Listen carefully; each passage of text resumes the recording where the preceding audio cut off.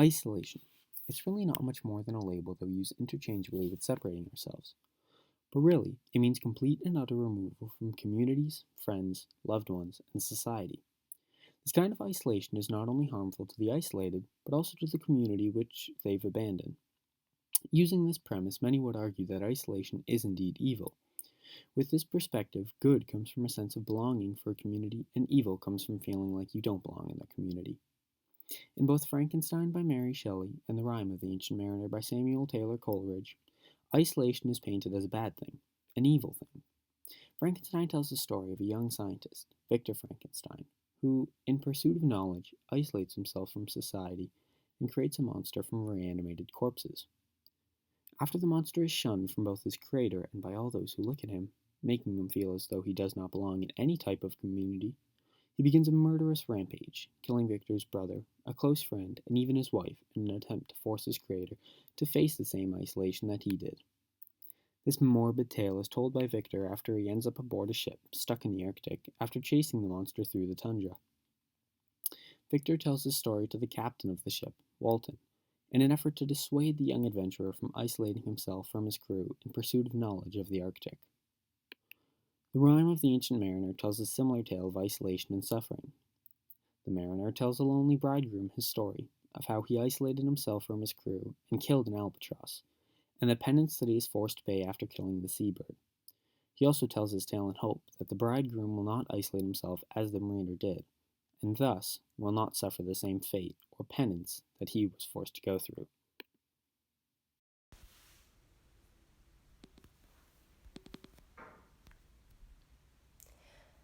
The first major connection between these two works is the isolation that both Victor and the mariner are subjected to.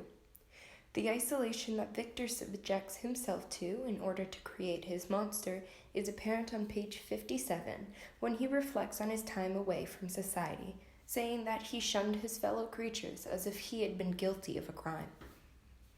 Even before this intellectual in pursuit of more knowledge has begun to suffer for his crimes, he is already aware of the literal monstrosity which he has created, aware that he has defied some natural laws in creating this truly unnatural being.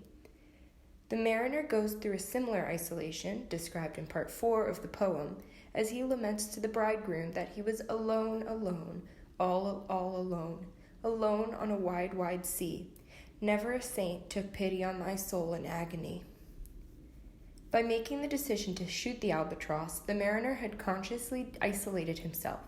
This was at first simply a figurative isolation, as the rest of the crew looks down on him for committing an act that is deemed extremely unlucky, but later develops into a physical isolation as he faces his penance for his actions. Now, in both these instances, isolation is a deliberate decision from each character, as Victor and the mariner both feel as though they do not belong in their respective communities. Victor feels out of place in his family and does not believe he belongs at the university he attends. This feeling of not belonging impacts his logic and eventually leads him to create the monster. Similarly, the mariner does not believe that he belongs as a part of the crew, which causes his act of evil. He feels isolated from the community of sailors, so he makes the decision to act out and hurt the community. He does this by killing an albatross, which is very unlucky for sailors. Since these are both evil acts in the sense that they are against the community, both characters suffer for their decisions. The penance through suffering that both characters go through is another major connection between the two stories. Each character makes a deliberate choice that has negative consequences, which in both of these instances involves death. As a result of Victor creating and rejecting the monster, it goes out and kills almost all of his family. These consequences leave him in a state of complete despair, as he is left in the same complete isolation that he forced his creation into. We begin to see Victor's internal suffering on page 241, when he says that soon I shall die, and what I now feel be no longer felt. Soon these burning miseries shall be extinct.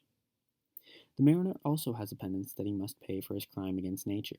After shooting the albatross with his crossbow, he is not only forced to carry it around his neck as a punishment, but also goes through otherworldly experiences in which he sees the corpses of his former crew surrounding him. Everywhere he looks, there's the many men so beautiful, and all they dead did lie, and 1,000,000 slimy things lived on, and so did I. After he faces the corpses of his former crew, he comes across two voices who judge him, saying, "Is it he? Is this the man? With his cruel bow he laid full low, the harmless albatross." The voices then claim that the man hath penance done, and penance more will do. These lines, appearing at the end of the fifth part of the poem, indicate the price that the mariner is paying for his decision to kill the albatross. Not only does he act out against the rest of his crew due to the feeling that he didn't belong, but he acted out against all of nature by killing this innocent bird. And now he is forced to pay the price.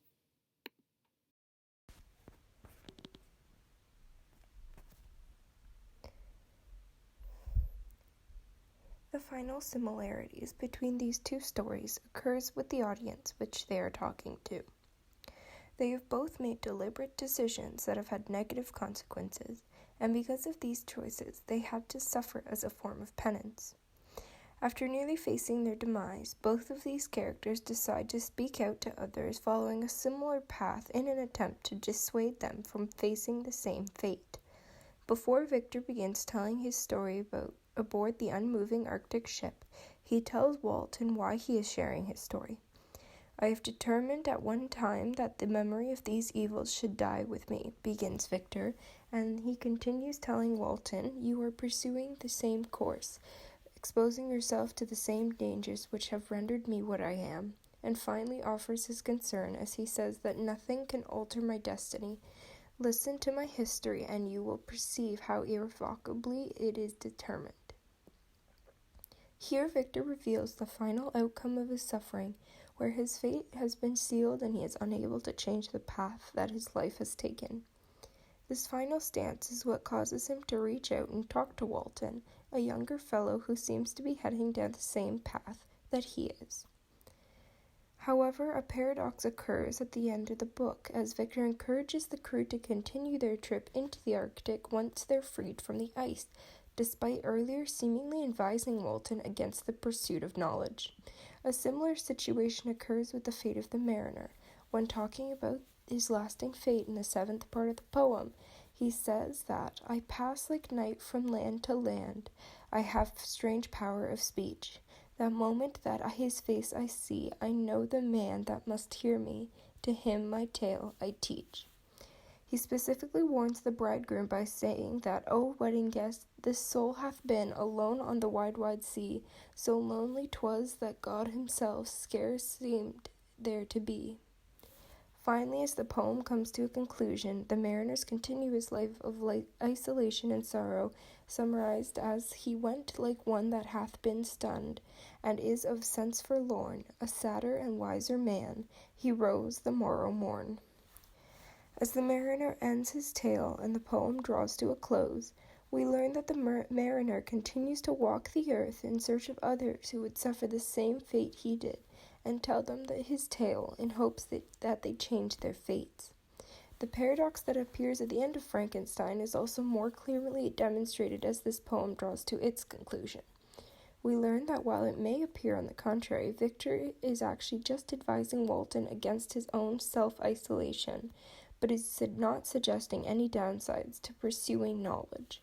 Interesting enough, while the pursuit of knowledge and isolation went hand in hand for Victor, they're actually quite different for Walton, to the point where pursuing knowledge aboard his Arctic ship is fighting his isolation. This same idea is shown in the rhyme of the Ancient Mariner, as we see that the mariner is merely meant to advise others from isolating themselves in a way that he did, but is not meant to comment on the pursuit of knowledge one way or another.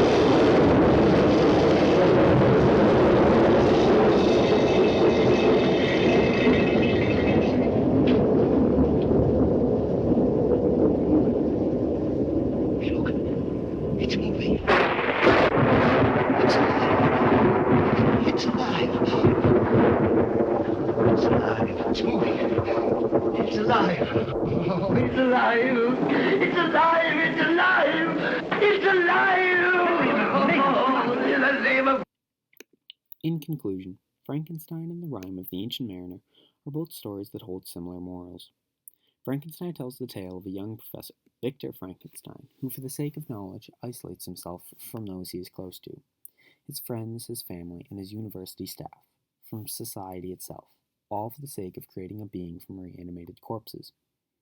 After the birth of this creation, the monster is rejected by both creator and society, and then goes on a killing spree.